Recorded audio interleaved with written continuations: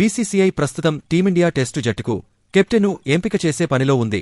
Senior batter Rohit Sharma టెస్టులకు retirement ప్రకటించడం వల్ల జట్టులో కెప్టెన్ పోస్టు ఖాళీ అయ్యింది.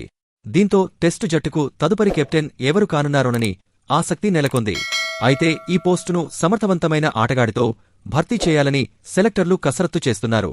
ఈ క్రమంలోనే యువ ఆటగాళ్లకు అవకాశం ఇవ్వాలని భావిస్తున్నారు. కొద్ది రోజులుగా యంగ్ బ్యాటర్ శుభ్ మంగిల్ను కెప్టెన్గా ఎంపిక చేయనున్నారంటూ ప్రచారం సాగుతోంది.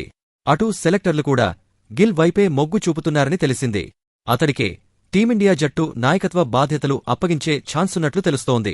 అంతేకాకుండా గిల్ ఎంపిక దాదాపు ఖరారైనట్లు క్రీడావర్గాల సమాచారం. ప్రస్తుతం టెస్టు జట్టుకు స్టార్ పేసర్ బుమ్రా వైస్ కెప్టెన్గా ఉన్నాడు.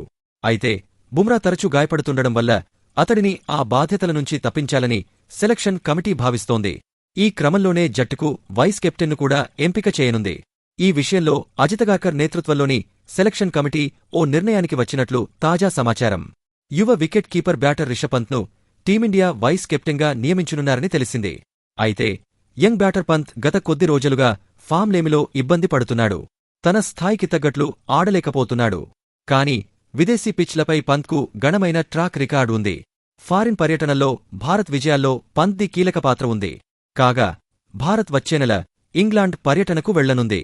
ఈ టూరులో ఇంగ్లాండ్తో 5 టెస్టు మ్యాచ్లు ఆడాల్సి ఉంది. ఈ సిరీస్ జూన్ 20 నుంచి ఆగస్టు 4 దాకా జరుగుతుంది. ఈ సిరీస్తోనే గిల్ కెప్టెన్గా, పంత్ వైస్ కెప్టెన్గా బాధ్యతలు అందుకునే ఛాన్స్ ఉంది.